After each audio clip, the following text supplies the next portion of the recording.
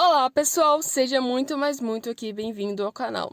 No dia de hoje venho trazer informações muito importantes aqui para você. Hoje vai ser informações bem rápidas aqui, então já vai deixando aqui o seu like, compartilhando esse vídeo, para assim chegarem mais pessoas e mais pessoas poderem assistir esse vídeo também. Como disse, muita informação, não quero enrolar muito aqui na introdução, então já vamos lá. Antes só escreva o nome de vocês e de onde vocês são aqui, que eu estou bem curiosa, mas tem notícia importante e vamos lá ver quais são elas hoje.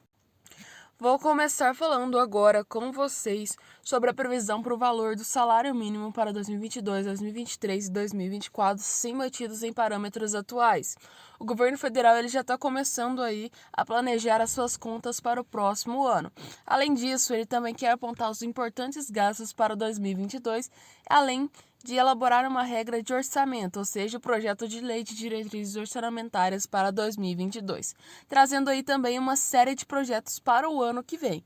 E uma delas contém o que? O salário mínimo, a inflação, o crescimento do PIB e a previsão de rombo de contas públicas com mais de 170 bilhões. No caso, há prazos, e o prazo será encaminhado primeiro para o Congresso, onde o projeto precisa ser votado e eventualmente alterado pelos senadores e deputados até o dia 17 de julho.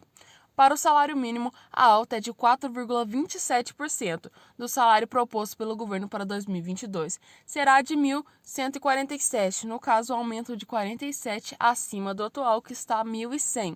Corrigido pela inflação, o valor segue o formato adotado desde 2020, sem valorização real. A de valorização do salário mínimo vigorou até 2019, mas o salário mínimo pode ser maior ao depender da inflação atingida. O governo ainda não deve editar uma lei que define o valor para o próximo ano. No caso, segundo o informativo, cada real aumentado no salário mínimo gera um impacto anual de 341,4 milhões nas contas do governo. A LDO de 2020 considera que a previsão do salário mínimo na definição de metas fiscais, a virtude de seus impactos diversos e despesas obrigatórias, ou seja, em benefícios previdenciários, assistência de seguro-desemprego e muitos etc. aí. Mantidos em um atual parâmetro, o salário mínimo deve chegar a 1.188 em 2023 e a 1.229 em 2024, segundo o governo. O LDO de 2022 prevê que a desaceleração da inflação é de 4,4 em 2021 para 3,5 em 2022. Já a previsão do mercado é que a inflação chegue a 4,92 neste ano e 3,6 em 2022. O valor proposto pelo governo para que este ano corresponde à valorização de 5,21% pelo INPC, Índice Nacional de Preços do Consumidor. No período de janeiro a dezembro de 2020, o INPC apura a inflação mensal das famílias com renda de 5 salários mínimos. As projeções do governo mudarão. Na proposta, o LDO havia sido sugerido no mínimo 188. No caso, vou demonstrar aqui para vocês verem o preço do arroz em dólar e em real. Podemos ver que há uma distinção aí, é bem distinto os valores, ou seja, o dólar está em 17,17 e o real está em 94,2, ou seja, a variação do valor do arroz em real desde 2010 é de 215,6 e o INPC do período é de 77,7. Os acionistas do INSS vão ter que ir à justiça para cobrar atrasados. O Instituto Nacional de Seguro Social publicou uma nova regra que muda as condições para quem for pedir a revisão de pensão por morte. Com a mudança, não haverá possível receber atrasados de benefício recebido pelo segurado falecido de forma administrativa. Agora, o pensionista precisa ir à justiça para ter direito a esses pagamentos. A instrução normativa 117, publicada na semana passada, reafirma que os pensionistas ainda têm direito à revisão do benefício originário, aquele que gerou pensão. Para aumentar o valor das suas respectivas pensões por morte, não pede a receber os atrasados da revisão.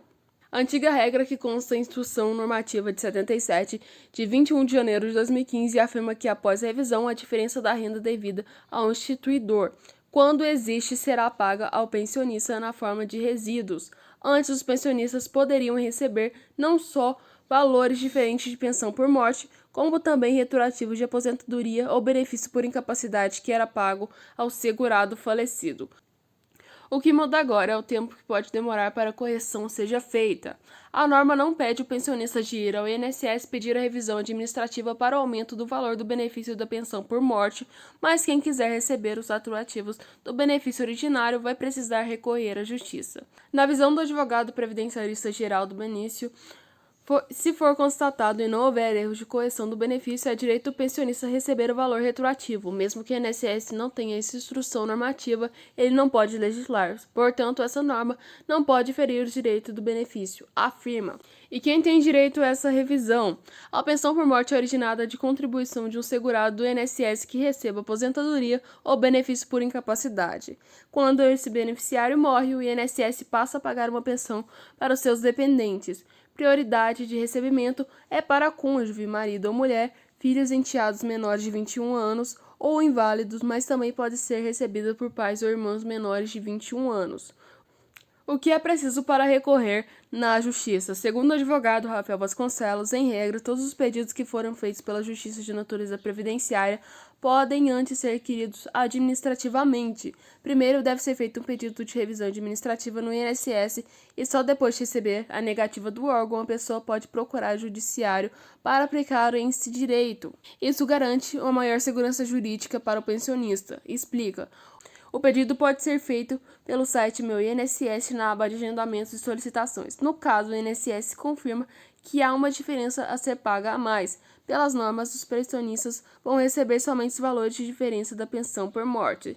Só então o segurado deve entrar na Justiça. O advogado explica que o pensionista deve procurar um advogado para que seja apurada a diferença também dos valores do benefício originário e assim a pessoa pode pleitar na Justiça se esse retroativo não pago.